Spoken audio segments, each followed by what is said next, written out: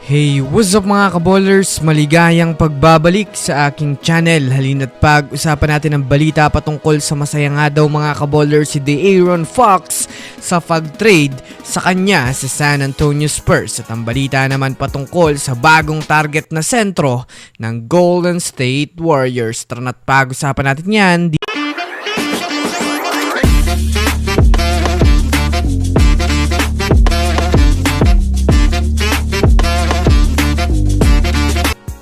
Una nga muna tayong dumako mga kaballers sa balita patungkol sa masaya nga daw si De'Aaron Fox sa pag-trade sa kanya sa San Antonio Spurs. Kagaya nga po mga kaballers nang naibalita ko sa inyo, opisyal na ngang na-trade mga kaballers si Fox kaninang umaga kapalit ni Zach LaVine sa San Antonio Spurs. Well, alam naman nga natin mga kaballers magmula nga po nang napunta si DeMar DeRozan sa Kings ay masasabi nga natin mga kaballers na nabawasan nga ang halaga ni Fox sa team ng Sacramento Kings. Kaya naman kung susumadayin nga natin mga kaballers, kakailanganin nga talagang makawala na ni Fox sa Kings, lalo pat sobrang laki nga po ng adjustment niya sa team dahil hindi na rin naman nga siya mga kaballers ang superstar na talagang sa kanya palagi ang bola.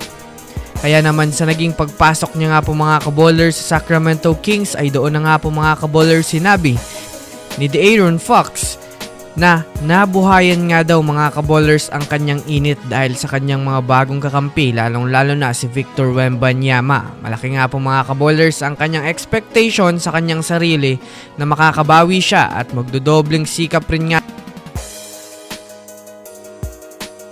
Samantala, dumako naman tayo mga kaballers sa balita patungkol sa bagong target na sentro ng Golden State Warriors. Naibalita ko na nga po mga kaballers kanina na nag-back out nga ang general manager ng Warriors na si Mike Dunleavy Jr. sa pagkuha nga nila mga kaballers kay Nikola Vucevic.